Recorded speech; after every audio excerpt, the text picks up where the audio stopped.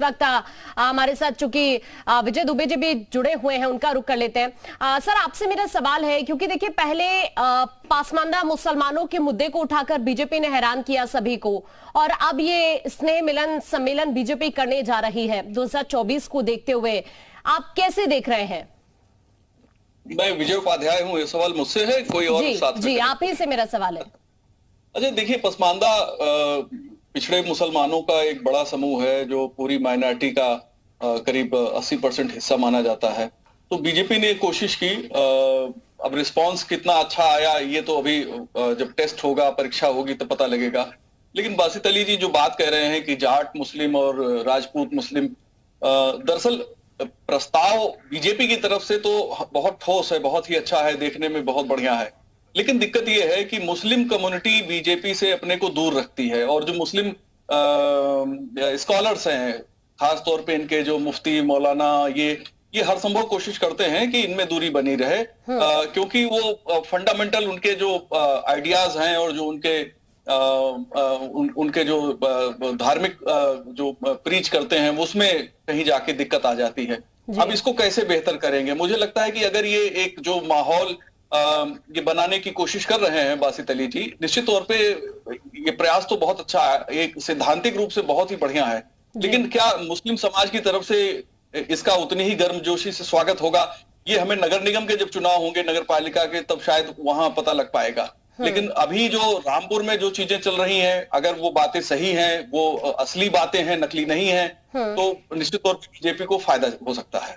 ठीक है, मैं वापस आपके पास लौटूंगी। कपिल श्रीवास्तव जी भी इस वक्त हमारे साथ जुड़ चुके हैं। कपिल जी, देखिए, मुस्लिम वोटर्स को साधने के लिए बीजेपी तैयारी में जुट गई है। पहले पासमानदा मुसलमानों का मुद्दा उठाया और अब एक बड़ा सम्मेलन करने जा रही है मुजफ्फरनगर में। 1 लाख लोग जुटेंगे, इस तरह का दावा भी किया जा रहा है।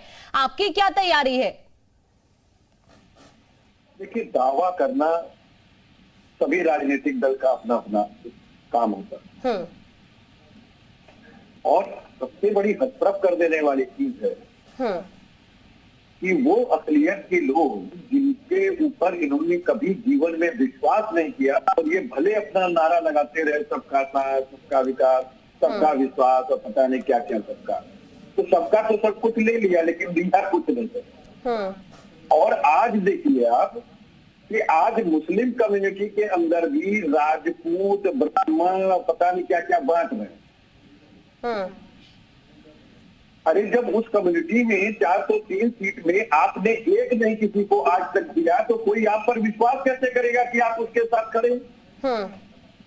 और डॉक्टर कफील खान क्या पासमानदा मुसलमान नहीं थे क्या?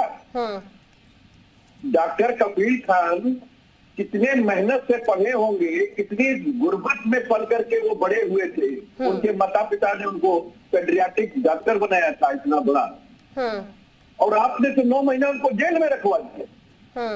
और हाई कोर्ट ने आपको चपेट लगाई कि वो देश जोड़ने की बात कर रहे थे, देश तोड़ने की बात नहीं। इनके जितने नेता है आप उठा करके देख लीजिए कि जब हम ये कहते हैं कि अपराध का कोई जाति और धर्म नहीं होता, आतंकवाद का कोई जाति और धर्म नहीं होता है, तो ये कहते हैं कि आतंकी सिर्फ मुसलमान ही क्यों होता है? लेकिन कपिल जी, कार्रवाई तो सब पर की जाती है ना, जाति के धर्म देख के कार्रवाई थोड़ी होती है। अगर कोई अपराध करेगा तो उसे फिर सजा भी मिलेगी। मैं वापस आपके पास लौट रही हूँ, इसका जवाब एक बार ले लेती हूँ कुंवर बासित अली जी से। बासित अली जी, अभी सवाल उठा रहे हैं कपिल श्रीवास्तव जी कि देखिए अभी तक एक सीट भी आपने नहीं दी, बीजेपी को लेकर ये सवाल उठा रहे हैं, और फिर अभी आपने जिस बात का जिक्र किया था कि हम सभी को साथ लेकर चलने की बात कर रहे हैं, सब साथ साथ हो, तो वो इस पर भी ये कह रहे हैं कि आप तो जातियों के आधार पर बांट रहे हैं मुसलमानों को भी। इनके पास कुछ विशेष नाम हो सकते हैं, क्योंकि इनकी अनुकंपा हमेशा कुछ विशेष नामों पर, विशेष जिलों पर बनी रहती है।